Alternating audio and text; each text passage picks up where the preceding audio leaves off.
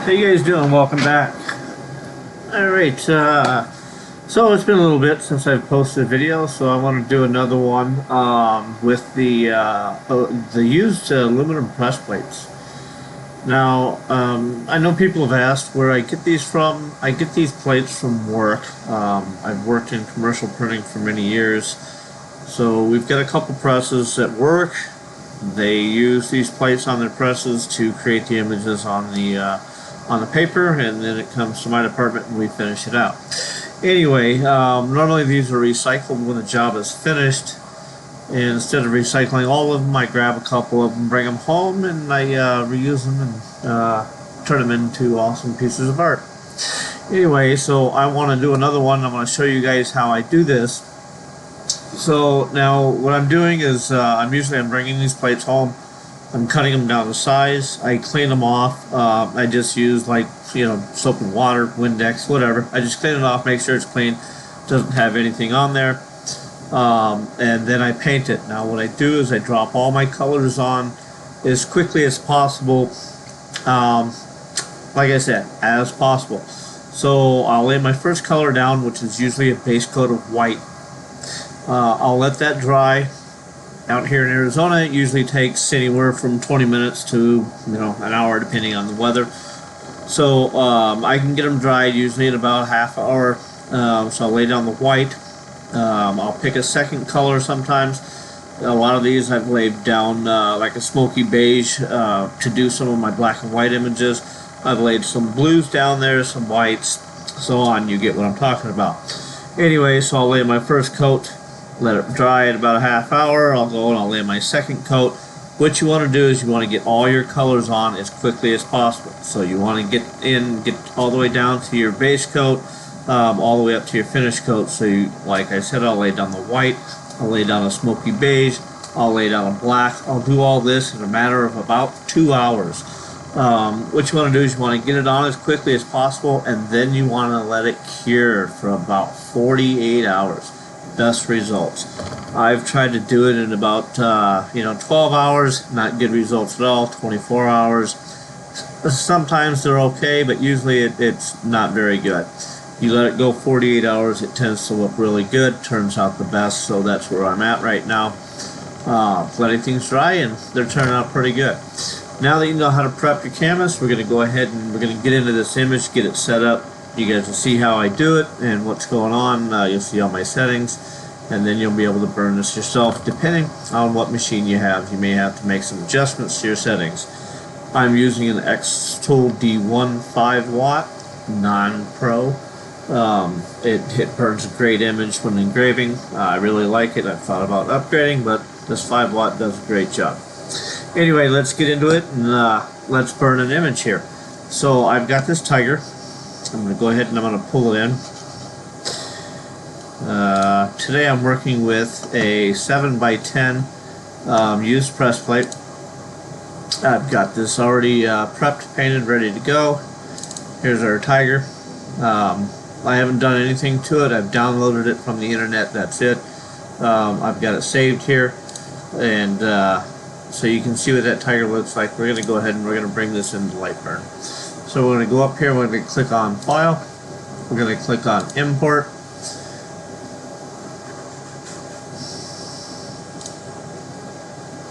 Alright, let's see, we'll get into our new images here.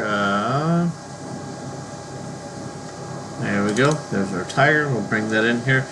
Now, like I said, I'm going to call it a canvas, regardless of what material I've got it on. I always call it a canvas. So my canvas here is 7x10. I've got this set to inches up here, so I'm going to go over here. I'm going to set my height to 10 inches, and you can see we've got 7.34. That's okay, because I'm actually a little over 7, probably closer to 7.5. I'm going to leave it right at that. I think that looks pretty good. Let's get it here closer to the center so I can see it.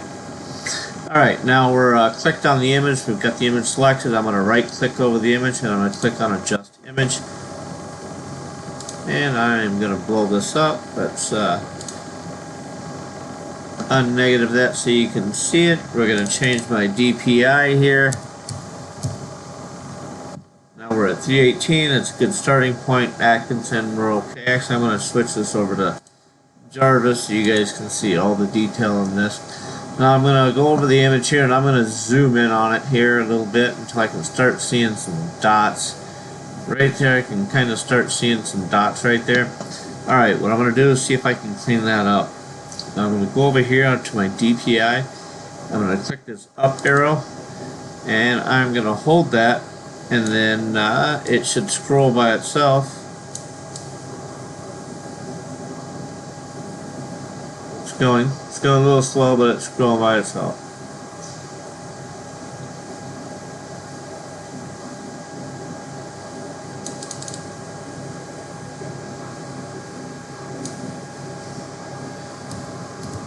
See if we can help it along here. What we want to see is you're going to see this image clear up here. I'm going to keep holding it up because it needs to go up a little bit more, but you're going to see it pop clear. When it does, there it is right there. So I stopped right there, and you can see we're at 373 DPI. It got really clear right there. I like that, so I'm going to zoom back out so we can see the whole image. It looks pretty good. It looks really good. Now what I want to do is I'm going to make this a negative image over here, because that's what we're burning, because my final coat is a black coat, so we want to make sure that we're burning the negatives, so we're pulling out the whites where we want them. I want to zoom in on this, and you can see we can kind of scroll around and look at the image. You can kind of see a bunch of stuff out here, stuff I don't really want. So we're going to switch this over to Atkinson because that tends to clear things up. And you can see right there, it just took away a lot of that garbage in that image. Cleared it all up over here, but we've still got a lot of our detail left in this image. So I'm going to leave it right there. I like that. So we're going to go ahead and click OK. Now we're at size. We've got the image prepped the way we want it, so we're ready to go ahead and burn this. Now this power setting here, this is what I had set for one earlier. I like this power setting, so I'm going to leave it at that. So you see what I have. I've got 3500 on my speed. This is 3500 millimeters per minute, and my power is set at 38%. And you can see I'm going to go ahead and click on this box up here. You definitely want to make sure that your minimum power setting is set at something anywhere from 5% or lower. You want to make sure that it's not at 20. If you look at a lot of your tabs down here, your layer tabs, when you click on those, when you pick one, it's kind of like a preset setting, and usually they're at about 20%. So if it's set at 20% and you're burning at 38%, that only gives you a range of about 18%. You're not going to reach that depth that you want to get. So you want to make sure that you're down there somewhere below 5% or better. Now it's grayed out, so you can't really change it from here, but what you can do is if you click on your max power and you adjust that below whatever the percentage is in that box, if it's 20%, 15%, 5%, as long as you adjust your minimum power below that, it will automatically adjust that minimum power to whatever you set it to, and then you can adjust your max power back up to where you need it. Now your minimum power is set where you want it. Now that we've got that out of the way, you look down here, my overscan 2.5%. I don't like overscanning a whole lot, don't really need to. DPI is set at 373. My scan angle 90%. Further before, that's the way I like to run it. Everything looks pretty good on my machine at 90 degrees, so that's how I run it. You can see we've got Atkinson selected down here. Don't need pass-through because we did all the processing ourselves. Anyway, going to go ahead and click OK, get out of there. Now you can go over here and you can click on the preview. Now it shows you that our burn time is about 3 hours for this 7x10, and absolutely it is. Burning low and slow is the way to go. It gives you a much better image. If you look at this preview, you can see how good this preview looks. I trust my previews in here. My images tend to burn looking as good, if not better, than my previews. So you can see our preview is pretty clean here. In our dark areas, there's not a lot of laser activity going on in there, so it's pretty clean. So at 3 hours, that's good burn time. We'll go ahead and get this thing started. Click OK there. Now we'll go ahead and we'll get this thing framed up and we'll get it started.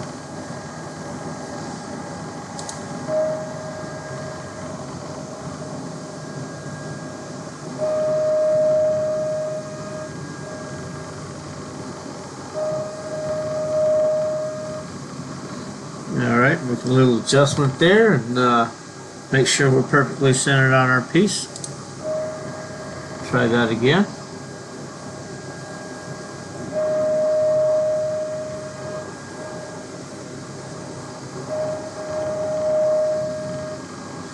Alright, we look good. So we're going to go ahead and burn this. Like it said, it's going to take about 3 hours to burn it. So we're going to go ahead and get it burned. If you guys haven't done it already, go ahead and subscribe to my channel. I appreciate it.